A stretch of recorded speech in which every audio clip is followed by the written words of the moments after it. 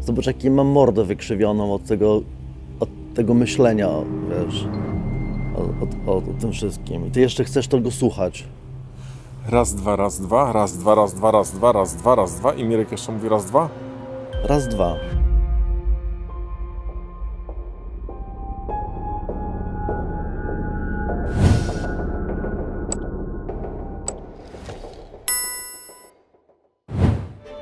Programy takie jak ten mogę realizować dzięki wsparciu moich patronek i patronów. Dołącz do tego grona na patronite.pl/Czaban robi raban. Ten kanał możesz wspierać na portalach subpi.pl i Buy Coffee. Szczegóły w opisie filmu. Takich pierdół wysłuchujesz, nagrywasz te wszystkie żale, te wszystkie żale, te wszystkie jęki, to wszystko o tym świecie. Byś nagrywał coś o jakichś tych kosmitach, o UFO, o płaskiej ziemi, to byś miał zasięgi. Wiesz, ile mają zasięgów płaskoziemcy? Wiesz co, nawet tam nie zaglądałem, nie chcę wiedzieć. Ale Mirku, może nie jesteś płaskoziemcem, ale czy jesteś skrajnie prawno-człowieczy? Tak, jestem skrajnie prawdą. Nie, no wiesz, no ja wiem, do czego ty pijesz, nie? Bo przecież ostatnio tam było to spotkanie z ministrem Duszczykiem. No to wiedziałem, że to będzie grillowanie, tylko z jednej perspektywy takiej bardzo, ciężko nawet powiedzieć, no może użyć słowa takie bardzo skrajnie proczłowieczej, tak. Obraziło to ciebie? Wiesz co, ja nie wiem, czy mnie to obraziło. To jest, wiesz, jakby to się wpisuje w historię, nie? To nie jest nic nowego. To wiesz, ale też jakby zanim do tego przejdę, to wiesz, taki fajny komentarz gdzieś przeczytałem, że w takim razie jak nazywać osoby, które przestrzegają skrupulatnie przepisów ruchu drogowego? Skrajnie prawno jeżdżący? Jeżeli się stosujemy do wszystkich znaków drogowych, do wszystkich przepisów, to znaczy, że co? Że to jest skrajność, to są fanatycy? Przecież tutaj jakby aż ręce opadają po prostu. Bo o kim to świadczy, że padają takie słowa publicznie pod adresem ludzi, którzy 4. rok już dopominają się o przestrzeganie praw człowieka na pograniczu polsko-białoruskim? Piotrek, kiedy mówię, że to nie jest nic nowego, to dam taki przykład. Z drugiego końca globu. W latach 70. i przez prawie dekadę, od lat 70. do 80. w Argentynie działała junta wojskowa pod kierownictwem generała Videla. Oni przejęli władzę w Argentynie. No tam rzeczywiście był tam duży kryzys gospodarczy i tak dalej. Oni przejęli władzę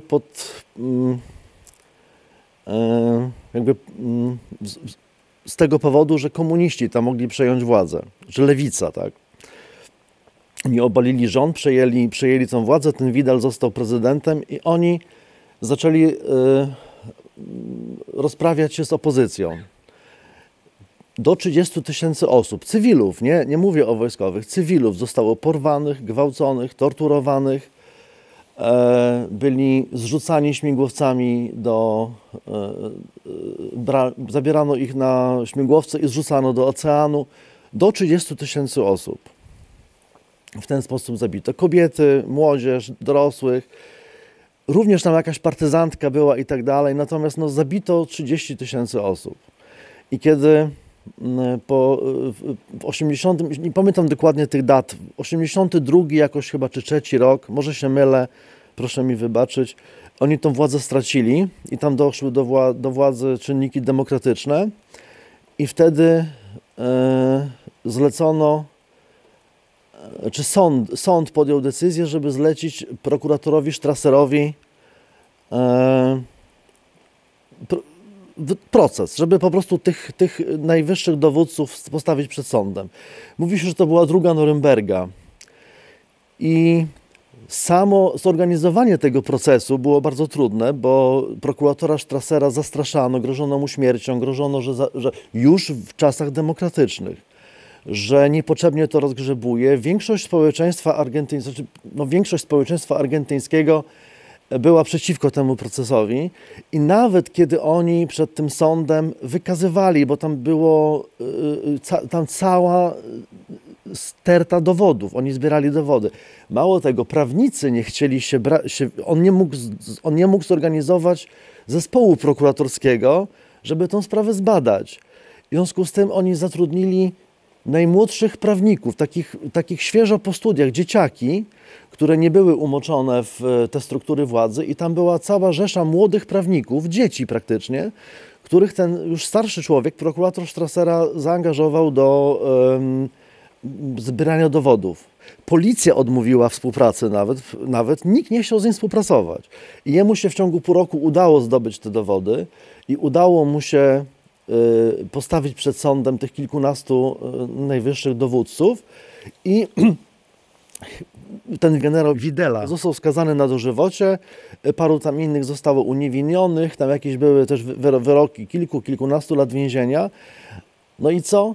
I kiedy przyszedł do władzy kolejny prezydent prawicowy, ułaskawił wszystkich.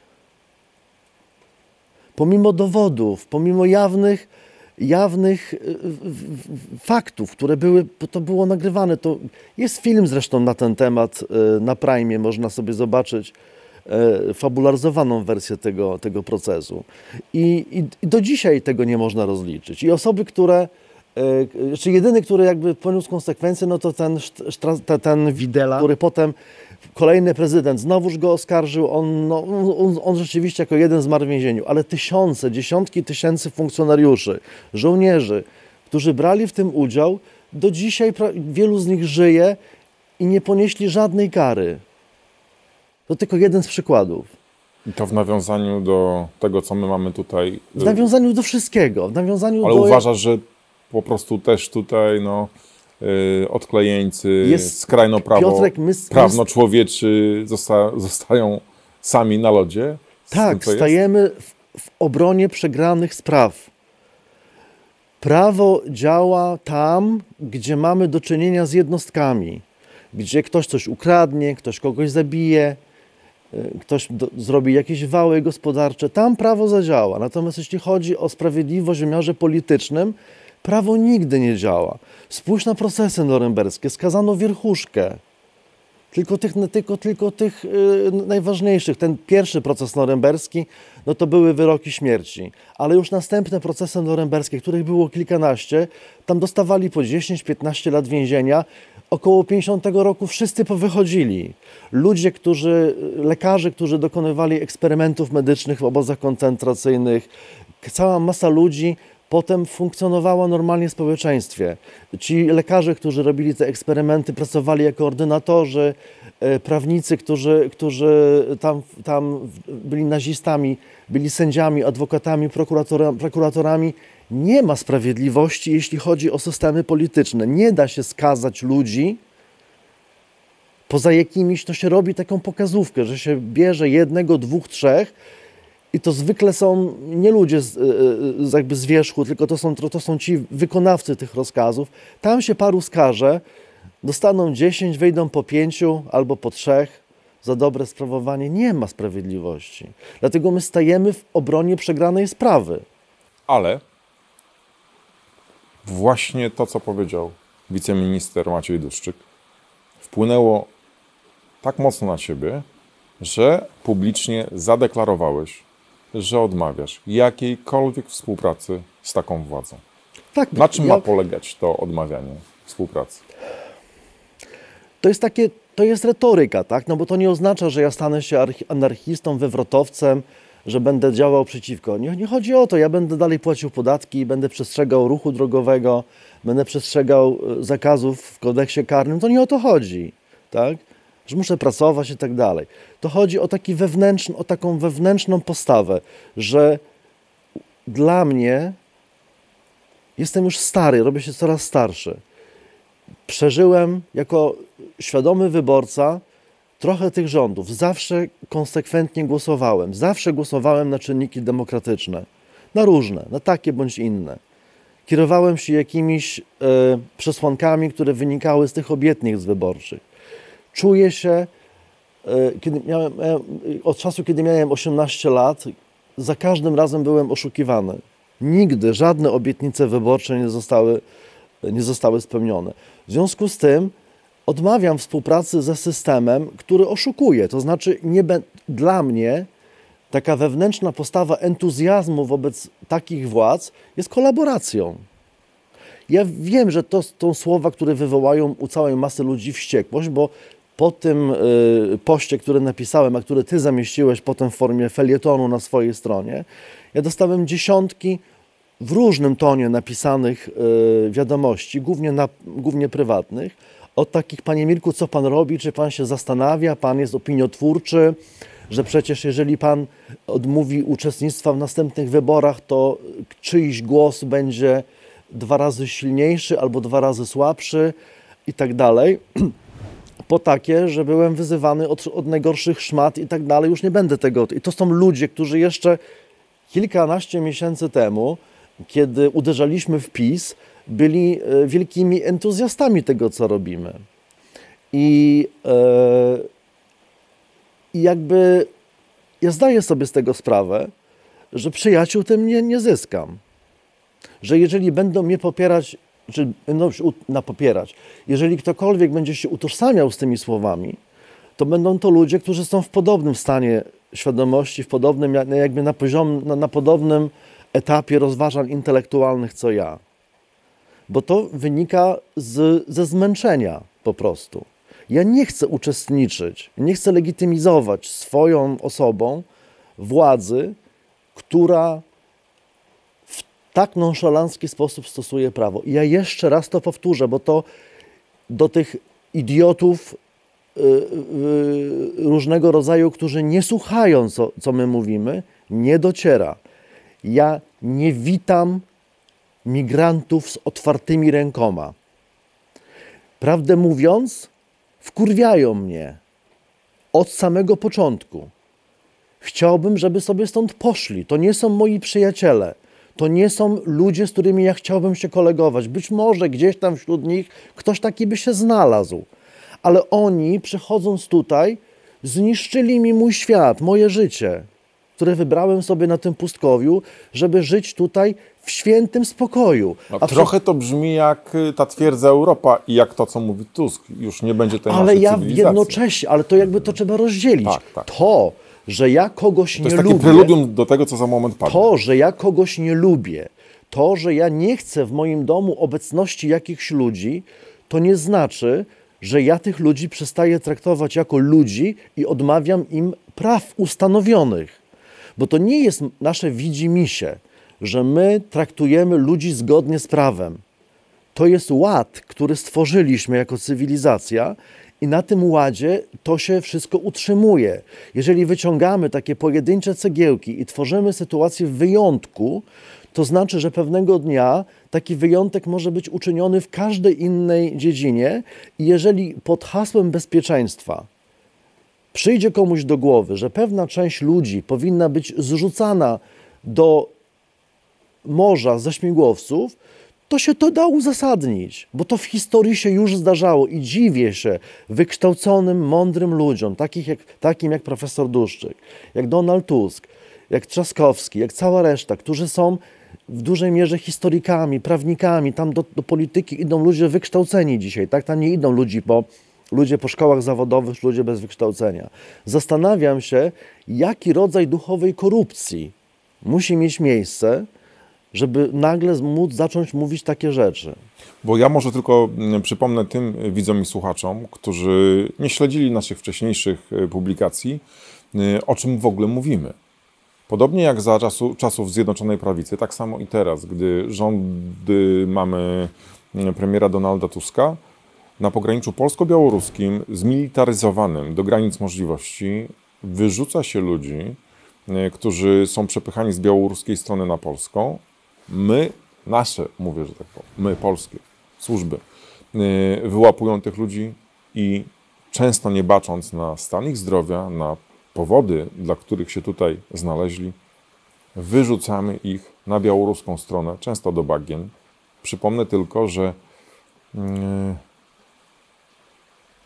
całkiem niedawno po sygnale od cudzoziemców odnaleziono ciało na bagnach Jemeńczyka. Okazało się, że zmarł po stronie białoruskiej, ale według świadków, jego towarzyszy, miał być wcześniej po polskiej stronie, a z kolei niedaleko stąd, we wrześniu, co też zeznał świadek i postępowanie w tej sprawie prowadzi policja, w rzece po zagazowaniu miał utonąć Erytrejczyk. Piotrek, to wszystko jakby tak. To, że Znaczy ja tylko mówię jako tło do tego, tak, co... ci ludzie tutaj umierają, mówisz. ponieważ warunki są ciężkie i niezależnie od tego, czy władza była wobec tych ludzi skrajnie prawoczłowiecza, czy mniej prawoczłowiecza, wiesz dobrze, że spacer po takim lesie może skończyć się źle dla osoby, która tutaj chodzi samotnie. Nawet ty czy ja na grzybach możemy w takie problemy wpaść, zwłaszcza w chłodnej porze roku. To chodzi o coś innego. Chodzi o to, że mamy przecież wypracowane procedury deportacyjne, że jeżeli tych ludzi tutaj nie chcemy, to można ich deportować. O ile? O ile nie zasługują na tą ochronę międzynarodową, tak? Ja po tych 3 latach zdaję sobie sprawę z tego, że nie wszyscy, być może nawet większość tych ludzi tej ochrony nie potrzebuje. To są, możesz się ze mną... Ciężko mówi, że nie potrzebują takiej ochrony. Jemeńczycy, Afgańczycy, Syryjczycy, Sudańczycy, ale Piotrek, Somalijczycy. Pół świata nie nadaje się do zamieszkania i choćbyśmy byli nie wiadomo jak dobrzy i dobroduszni, nie pomieścimy tych wszystkich ludzi. Jeżeli będziemy ich wpuszczać, powiem teraz coś, co będzie kontrowersyjne, ale pozwól mi to powiedzieć, bo to jest do dyskusji. To są rozważania, tak? My myślimy, nie uprawiamy ideologii. Jeżeli zaczniemy tych ludzi wszystkich bezkrytycznie wpuszczać, to zjawi się ich tyle, że Europa ich nie pomieści. W końcu. To jest jedna rzecz. Druga sprawa jest taka... Znaczy, to są argumenty prawicy na przykład. Nie, to nie są argumenty prawicy. To są argumenty, których używa prawica, bo prawica częściowo używa argumentów racjonalnych, natomiast chodzi o to, że w jaki sposób można manipulować faktami, bo takie są fakty. To jest jedna rzecz. Druga rzecz jest taka, że chodzi o traktowanie tych ludzi, kiedy już tutaj się znajdą. Ty sam zrobiłeś program o tym, co się dzieje w niektórych oddziałach Straży Granicznej, gdzie się włącza, jak to się mówi, efekt Lucyfera opisany przez Zimbardo. Tak? Ktoś ma władzę i jakby indywidualnie postanawia traktować drugą osobę tak, że możemy to zakwalifikować jako tortury. To się zdarza nie tylko wobec migrantów, bo nawet policja tak często traktowała naszych obywateli. Jakby to jest jedna rzecz. Kolejna rzecz jest taka, że zdaję sobie też z tego sprawę i pozwól mi to powiedzieć, że w ciągu tych 3 lat organizacje pomocowe wypracowały takie procedury, które pozwalają na to, żeby osoby, które tutaj przyjdą, tą ochronę międzynarodową dostały. Te informacje docierają do ich znajomych na miejscu, tak? Bo jak przychodzi jakiś chłopak i tutaj my mu pomogliśmy i daliśmy mu jedzenie, ubrania, zawieźliśmy go, zaopiekowaliśmy się nim, to on na pewno pisze na komunikatorze do swoich kumpli w Afganistanie, Etiopii: słuchajcie, tu jest zajebiście, tutaj fajni ludzie pomagają, przyjeżdżajcie.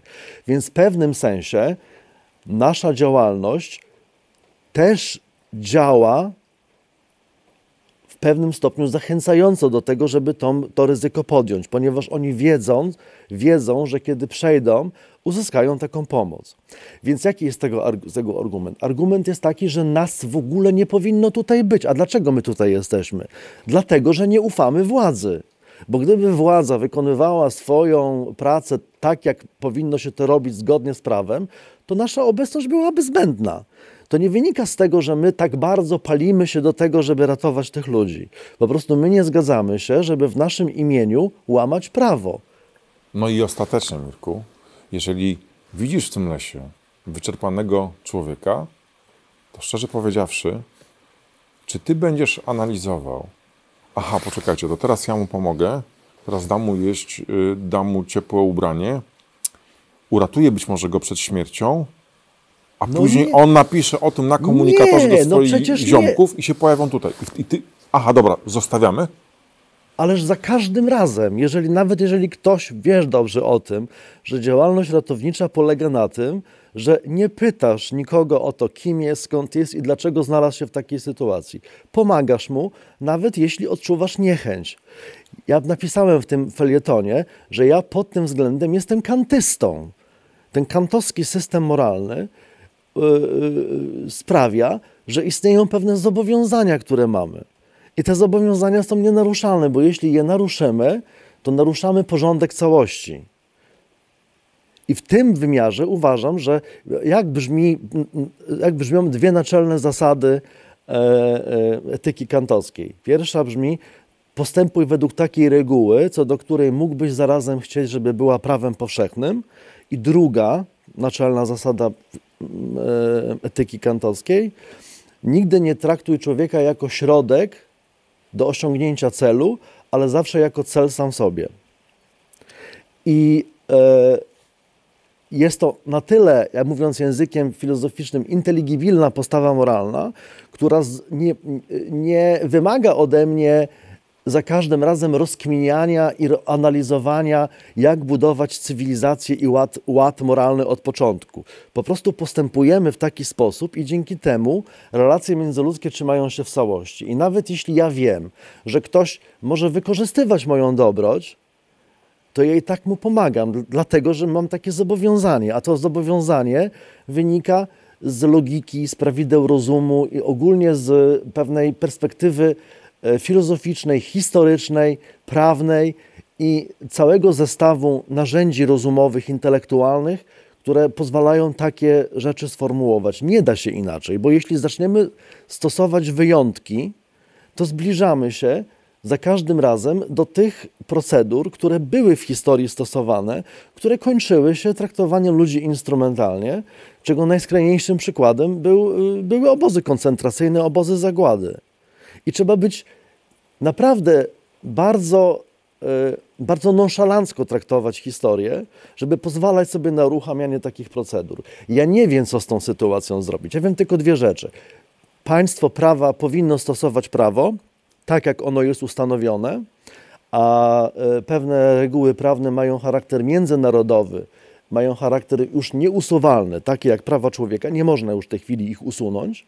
I mówienie przez ministra Duszczyka, że to prawo było zaprojektowane w czasach żelaznej kurtyny, żeby umożliwić dysydentom z bloku wschodniego wyjeżdżanie na zachód, jest właśnie traktowaniem człowieka i prawa instrumentalnie. Bo ta zasada nie została stworzona, prawo do azylu, tak? Prawo do ubiegania się o ochronę międzynarodową nie zostało uchwalone instrumentalnie, żeby zrobić na złość blokowi sowieckiemu, żeby ludzie stamtąd mogli wyjeżdżać na zachód, osłabiając jednocześnie blok wschodni, tylko zostało ustanowione jako prawo uniwersalne, jako prawo człowieka. Nie było w tym zamysłu instrumentalizacji prawa i człowieka. I profesor Duszczyk, mówiąc takie słowa, popełnia poważny błąd, nie tylko logiczny, ale historyczny, polityczny i prawny przede wszystkim. Świadczy to albo o niewiedzy, albo o kompletnie cynicznym wykorzystywaniu tych mechanizmów do uzasadnienia swojej tezy. Ja nie chcę żyć w państwie, w którym w ten sposób traktuje się prawo. Bo to znaczy, że jeśli to prawo z powodu wielkiego problemu, jakim jest migracja, stosuje się wobec jednej kategorii ludzi, to jeśli zacznie się świat sypać, a pewnie zacznie się niedługo sypać, to będziemy rozszerzać ten katalog wyjątków wobec innych ludzi, być może także nas samych, których będziemy mogli zacząć traktować instrumentalnie tylko dlatego, że jest problem, z którym władza sobie nie może poradzić. I teraz, jeżeli pytasz mnie, dlaczego ja odmawiam współpracy z władzą, która stosuje te metody, to odpowiedź jest taka.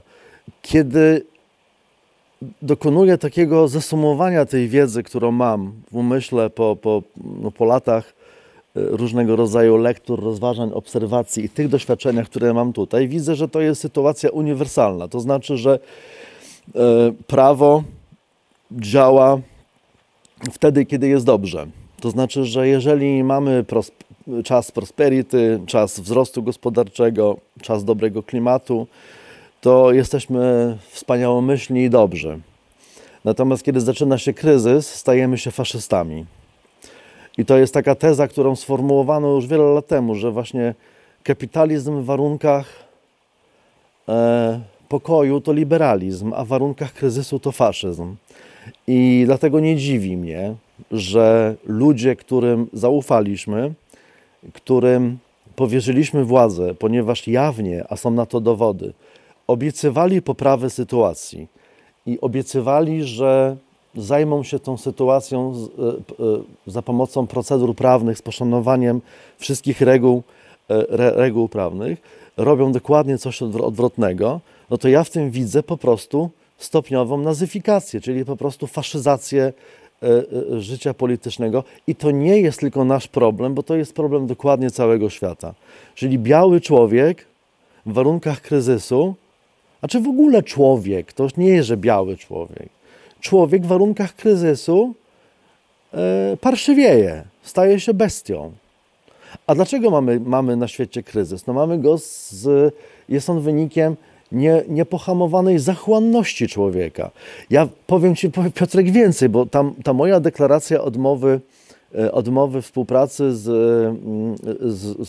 z takim rządem, ona nie ma charakteru politycznego. Ona ma charakter antropologiczny. Ja powiem więcej.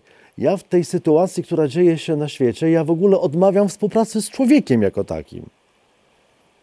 Ponieważ ja dostrzegam jednostki, pojedynczych ludzi, z którymi mogę się przyjaźnić, którym mogę zaufać, którzy są godni zaufania, którzy postępują w taki sposób, że można ich tym zaufaniem obdarzyć. Natomiast kiedy patrzę na ludzkość, to jest porażka.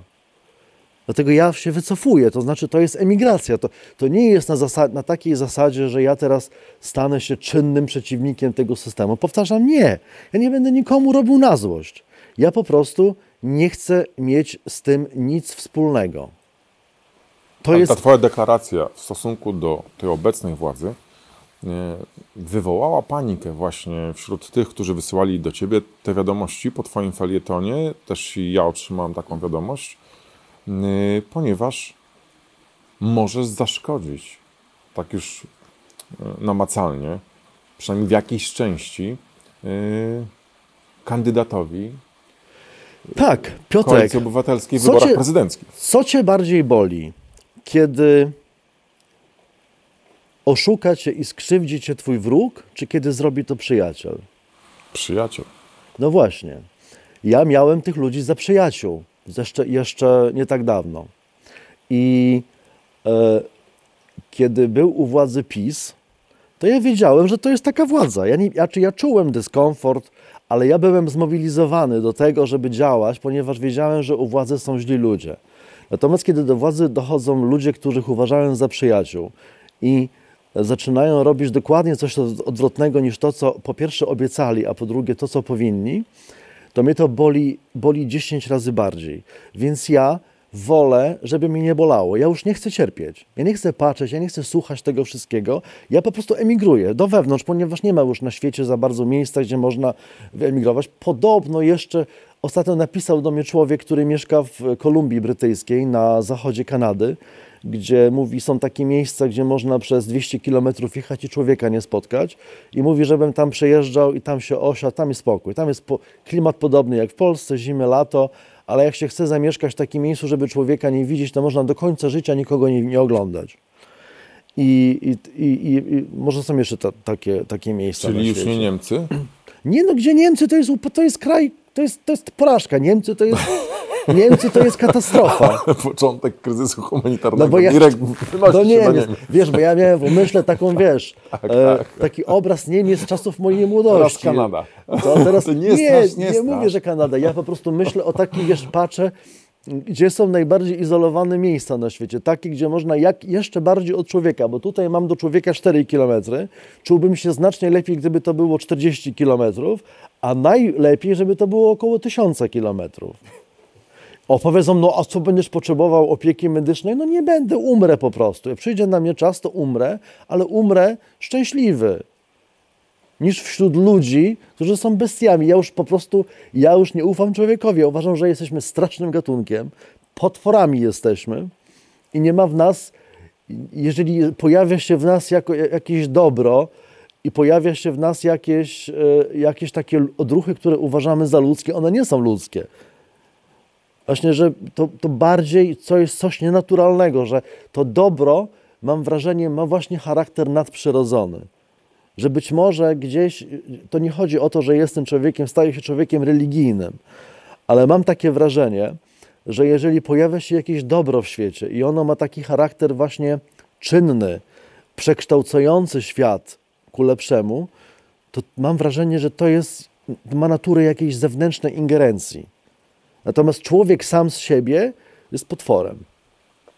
Czyli w nawiązaniu do tego, od czego wyszliśmy, czyli od wypowiedzi wiceministra Adusczyka, to on w tym TOK FM mówił właśnie o skrajnie prawno-człowieczych osobach. Dzień po wysłuchaniu obywatelskim, spóźnionym maksymalnie, w związku z przyjętą już przez rząd strategią migracyjną, gdzie na tym wysłuchaniu obywatelskim różnego rodzaju fundacje, ale też uchodźcy, imigranci przedstawiali swoje świadectwa i protestowali przeciwko temu antyludzkiemu zachowaniu służb tutaj na pograniczu, które jest podyktowane tym, co mówi władza, między innymi ustami ministra Duszczyka, i on, słuchając tych świadectw, słuchając tych wypowiedzi, poszedł później do radia, jak gdyby nigdy nic, i właśnie z taką nonszalancją, delikatnie rzecz ujmując, wypowiadał się o całej sprawie. To jest cyniczny pragmatyzm. Jest to coś, co stosowały wszystkie możliwe rządy od czasów zawsze, tak? Już począwszy od władzy PRL-owskiej, potem to, co uważaliśmy za wolność i możliwość decydowania już poza Związkiem Sowieckim. No bo przypomnijmy, Mirku, jak o członkach Solidarności mówiono za komuny. Kim oni byli dla ówczesnej władzy? Byli skrajnie prawoczłowieczymi odklejeńcami. Niebezpiecznymi. Których trzeba inwigilować. No to byli prawie że terroryści. Natomiast oni, kiedy doszli do władzy, zaczęli robić dokładnie to samo. Przecież o co się rozbiła cała idea Solidarności? No o to, że ludzie z Solidarności zaczęli robić dokładnie to samo, co robili ludzie z PRL-u. Każdy człowiek, który dochodzi do władzy, ujawnia swoje najgorsze możliwe strony. Chcesz poznać człowieka i jego charakter, jego naturę, daj mu władzę. I to potem SLD, te wszystkie akcje wyborcze, Solidarność, te wszystkie liberałowie, nieliberałowie, no wszyscy podchodzą do władzy w sposób cyniczno-pragmatyczny i w ten sposób widocznie tak musi być. Być może tak jest, być może musimy to zaakceptować. Być może właśnie bycie politykiem i bycie człowiekiem, który działa politycznie, oznacza, że musimy iść na pewnego rodzaju zgniłe kompromisy i nie da się inaczej zarządzać światem. Być może naprawdę jesteśmy takimi idealistami, odklejeńcami, którzy nie rozumieją natury polityki. Ja przyjmuję to do wiadomości, natomiast nie jestem w stanie tak postępować. Być może kiedyś, nie wiem, dotknął mi jakiś czynnik nadprzyrodzony, jakiś anioł wtłoczył mi coś do głowy. Ja tego wyjąć nie mogę, no nie będę po prostu. Ale druga sprawa, jakby jeszcze jedna rzecz, no spójrzmy na świat, tak, że przecież to, co się dzieje u nas, to nie jest wynikiem tego, że akurat Rosja to robi. No Rosja to wykorzystała, przecież ten kryzys migracyjny, on istniał na długo przed konfliktem z Rosją i Białorusią. Że to wynika z tego, ze stanu, w jaki świat jest. Kiedy potrzeba bilionów dolarów na zbrojenia, na produkcję sprzętu do zabijania ludzi, to te pieniądze zawsze się znajdują. Natomiast kiedy potrzeba pieniędzy na to, żeby pomóc ludziom w taki sposób, że znaczy nigdy pieniądze nie idą na edukację, nigdy nie idą w historii na budowę ośrodków dokształcania biednych dzieci. No coś tam idzie. No ale w porównaniu z kosztem jednej rakiety, zobacz, jakie to są pieniądze. Ile kosztuje jedna rakieta? Za taką jedną rakietę można by zbudować 10 przedszkoli. Nikt tego nie robi.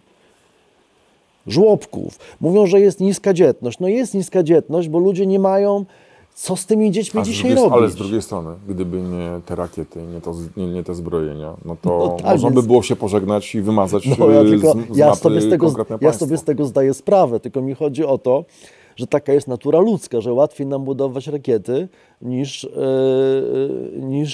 uczelnie, uniwersytety i miejsca do opieki nad dziećmi. To nie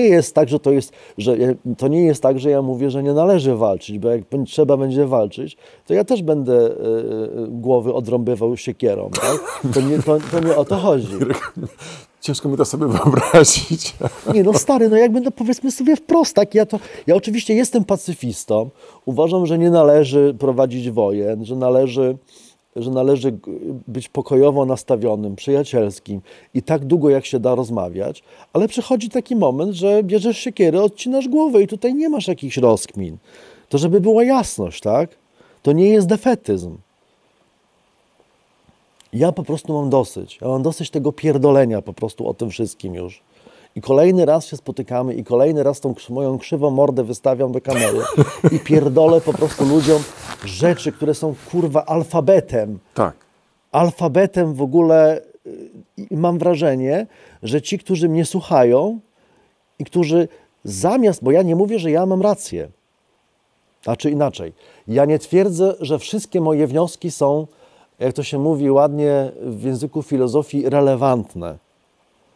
Ale nikt nie rozmawia, tylko od razu daje ci z liścia w mordę za to, że nie jesteś ideologicznie entuzjastyczny wobec jakiejś formacji politycznej. No nie. No nie będę. No nie na tym polega polityka, że staję z chorągiewką i jak nastolatka na koncercie rockowym macham Tuskowi i będę miał mokro w spodniach, bo przeszedł obok mnie. To niezależnie od tego, kto to będzie. No, polityka to jest jakiś rodzaj metody, którą zarządzamy rzeczywistością. Natomiast ja rozumiem, że władza musi czasami podejmować trudne decyzje. Ja rozumiem, że czasami trzeba zrobić coś, co nie do końca jest ładne. Tym się zajmują służby specjalne. Dlatego służby specjalne są tajne i robią rzeczy, o których nie wiemy, żeby właśnie o tym nie myśleć. Natomiast nie można w wymiarze publicznym tak demoralizować ludzi. Bo jeżeli gdzieś służby specjalne muszą coś zrobić, co dla bezpieczeństwa jest ważne, a byłoby to kompletnie niezgodne z ogólnie przyjętymi zasadami i to jest wyjątek i to się dzieje raz na jakiś czas, no to tak funkcjonuje polityka od zawsze. Szpiedzy Szoguna też po cichu komuś w łóżkach odcinali głowy, bo taki był interes polityczny. Ale to nie była norma. A jeżeli minister wychodzi i mówi w taki sposób, to jest demoralizowanie ludzi. No nie można. Może ktoś usłyszy? O, właśnie teraz nad nami helikopter przelatuje. I dobrze, niech te helikoptery latają. Ja ci mówię, że tutaj za tym płotem są źli ludzie. I z jednej strony to dobrze, że tej granicy strzeżemy, bo gdybyśmy jej nie strzegli, to tu cholera wie, kto by tu wlazł. Ale z drugiej strony, kiedy tej granicy pilnujemy, to nie bądźmy po prostu tymi, Bestiami. To, że dostajesz do ręki karabin, władzę, to nie znaczy, że możesz się pastwić nad drugim człowiekiem. To nie będzie puentą tej naszej rozmowy, bo już trochę tutaj widzę, że marzniemy. Marzniemy, sikać się chce, deszcz pada, koty wyją. A jeszcze coś chcemy zrobić. A na zakończenie odsyłam też naszych widzów i słuchaczy do kanału Mirka Miniszewskiego. Tam metakomunikaty, też i archiwalne, bardzo wartościowe rozmowy. Strona We Wsi Obok. ta metakomunikaty. Ja w tej chwili się już w ogóle, powiem Ci szczerze, że mam dosyć tego pierdolenia o tych poważnych rzeczach. I ja uruchamiam, ponieważ opowieści ze wsi obok już trochę się to uniwersum, że tak powiem, wypotrzebowało, to ja uruchamiam te opowieści wieczorne. I dzisiaj właśnie mam na tapecie, w zeszłym tygodniu ukazała się pierwsza opowieść wieczorna pod tytułem Pani Wende nie otwiera drzwi, a dzisiaj będzie... Znakomite słuchowisko. Dzisiaj będzie słuchowisko pod tytułem Siny Guloj. Jak? Siny Guloj. Musimy to usłyszeć. Także zachęcam. No. I to jest do odsłuchania będzie na Spotify? I na YouTubie i na Facebooku na razie. Teraz YouTube. A potem zrobię na Spotify'u też. Ale to jest do słuchania, to nie jest wideo. I tam głowy będą jakieś? Słuchajcie, bo tam jest utylizacja tego całego gnoju. Rozmawianie o polityce 1 do 1 jest nudne i mnie to wkurwia, że ja tu siedzę po prostu i te rzeczy gadam, ale czasami trzeba. Natomiast jeżeli chcecie naprawdę wiedzieć, co myślę, to słuchajcie opowieści wieczornych i wspierajcie to patronatami. Na Patronite, na Buy Coffee. Coraz bliżej helikopter. Mirku, bardzo dziękuję i oczywiście też polecam też i mój Patronite, i kawę, i supi, bo dzięki temu możemy też takie rozmowy nagrywać i przeprowadzać. I mam świadomość tego, że to, co powiedziałem, przyswoi 2% ludzi, którzy będą tego słuchać. Serdecznie, gorąco ich pozdrawiam. Resztę również pozdrawiam. Zamiast zaczniecie wydzierać mordę na mnie, to przesłuchajcie tego i ewentualnie zadajcie pytania. Bo to nie wynika z tego, że ja mówię to, żeby zrobić komuś na złość. Ja jestem gotów rozmawiać z każdym. Bo coraz mniej mam ochoty oglądać człowieka, ale jeżeli ktoś chce rozmawiać o ten temat, to zróbmy, kurwa, jakąś rzeczową debatę na ten temat. Bo napierdalanie się po mordach, że ty jesteś faszystą, ty takim, a takim, ja też to robię, przyznaję, to do niczego nie prowadzi. Albo, kurwa, zaczniemy rozmawiać, albo wszystko się rozjebie i wtedy powrócimy do stanu natury. Ja mam już na te czasy bardzo dobry łuk. I teraz wchodzi dżingiel kończący nasz program. Dżing, dżing, dżing, dżing, dżing.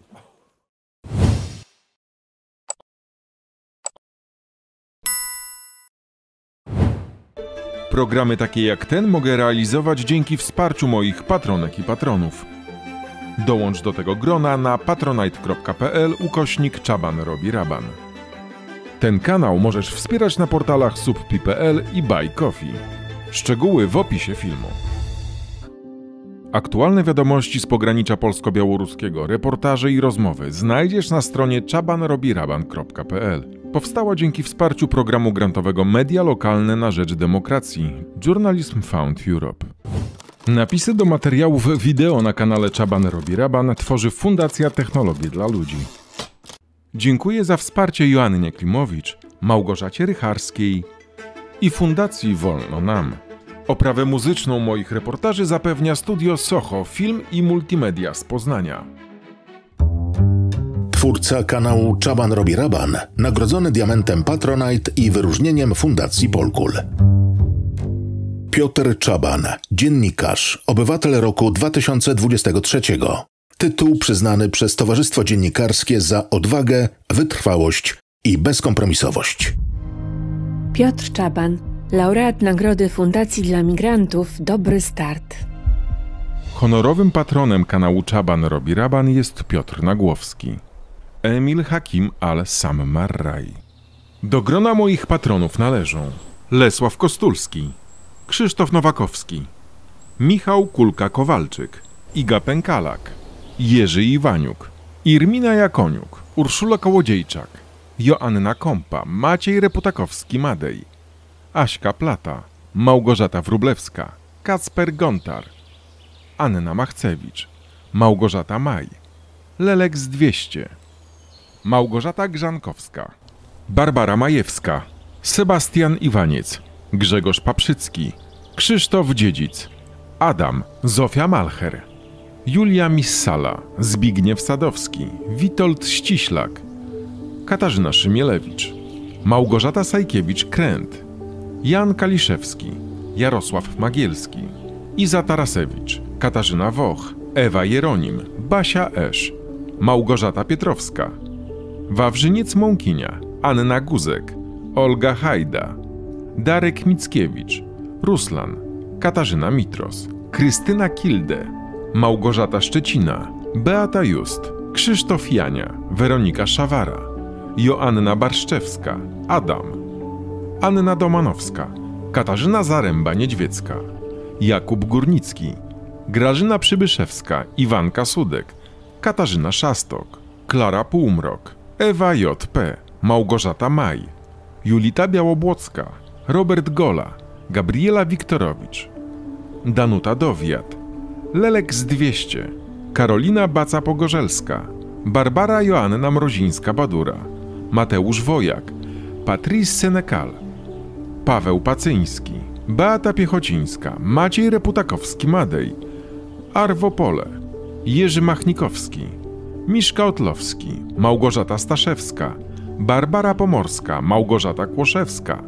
Anna Smenda, Karol Stańczyk, Agnieszka Wrzaskowska, Majka Duczko, Dariusz Cygert, Adam Myk, Ewa Szczepankiewicz, Teresa Fulbiszewska, Beata Walatek, Wiesława Grecka, Agnieszka Kurzyńska, Paweł Smater, Janusz Bójko, Małgorzata Kundzicz, Urszula Keczma, Anna Langowska, Marek Durski, Andrzej Dunaj, Anna Dormajer, Katarzyna Frejlichowska, Beata Sujka, Tomasz Zduński, Andrzej Marszałek, Alina Geniusz-Siuchnińska, Jacek Czernik, Krzysztof Dziedzic, Katarzyna Dąbek, Adam Drabent, Maciej Śliwa, Marzana Potepa, Jolanta Tomczak, Lucyna Kielmińska, Jadwiga Jędryjas, Agnieszka Będkowska, Anna Pasikowska, Marcin Pankał, Anita Poddębniak, Antoni Komasa-Lazarkiewicz, Piotr Szyndlarewicz,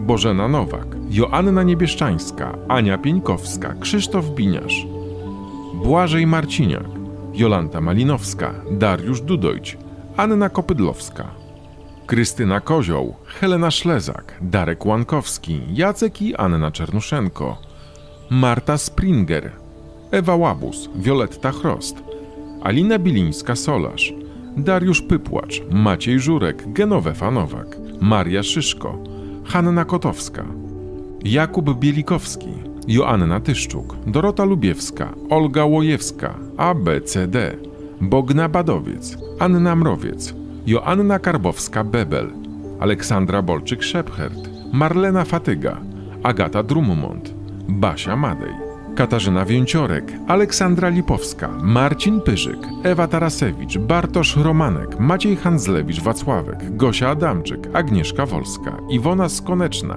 Agnieszka Grondas, Wioletta Wojtasiak, Aga Lys, Adhina Jędrzejczyk, Kasia Kruszewska, Marta Sikora, Magdalena Babral, Tomasz Białecki, Beata Andrysiak, Paweł Podkościelny, Dariusz Grochal, Hubert Zadrożny, Krystyna Ostrowska-Cichocka, Katarzyna Pasek, Ola Okońska, Agata Sulikowska-Dejena, Dorota Gabała, Agnieszka Laska, Ania Rabczyńska, Monika Uziębło, Małgorzata Majewska, Anna Mazan, Ludmiła Śliwieńska, Andrzej Klos, Wiola Hitro, Maciej Jasiuczenia, Ewa Schmidt-Mendoza, Marita Adamska, Anna Oryńska, Tomasz Czech, Karolina Górecka, Magda Zielińska, Wojtek Buczyński, Joanna Przewłocka, Kryśka Zdziechowska, Magda i Marek z Torunia, Katarzyna Mielec, Agnieszka R. Jobda, Wojtek Trzciński, Michał Słowik, Justyna Rochon, Iza Brodnicka, Magda Górak, Anita Głowińska, Agata Bonenberg, Gosia Drost, Katarzyna Szatyłowicz,